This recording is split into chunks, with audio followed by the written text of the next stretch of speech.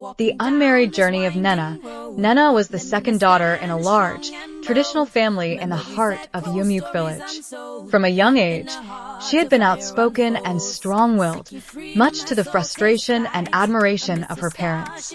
At 20 years old, when her peers were already preparing for marriage or entertaining suitors, Nnenna boldly declared to her family during a gathering, "I will not marry.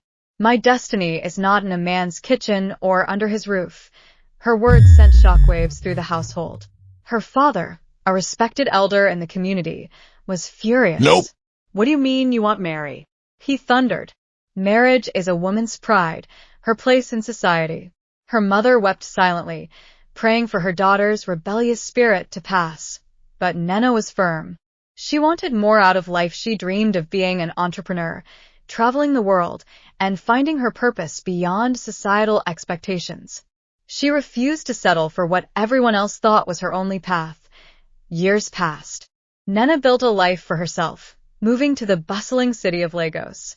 At 36, she had achieved much.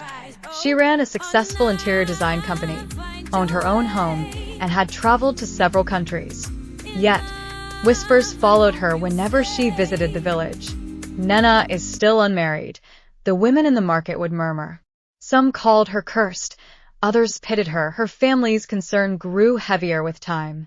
At family gatherings, her father would avoid her gaze, while her mother often begged her, "My daughter, please reconsider. Do you want to grow old alone?"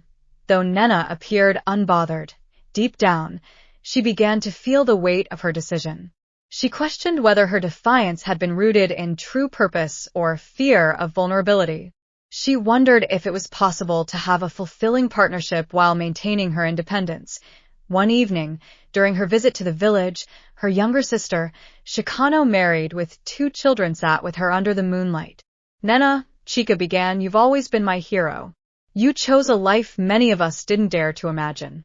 But you're allowed to change your mind. You're allowed to want more." Nnenna smiled wistfully. "What if it's too late?" she asked. "It's never too late to write a new chapter," Chika replied. The conversation lingered in Nnenna's mind. Returning to the city, she began opening herself up to possibilities. She once dismissed friendships that could evolve, partnerships that didn't compromise her values. She realized that her story wasn't defined by what others expected of her, but by her own courage to embrace her evolving desires. Whether Nnenna found love or continued her journey alone, she knew one thing. She would live authentically, unapologetically, and on her own terms.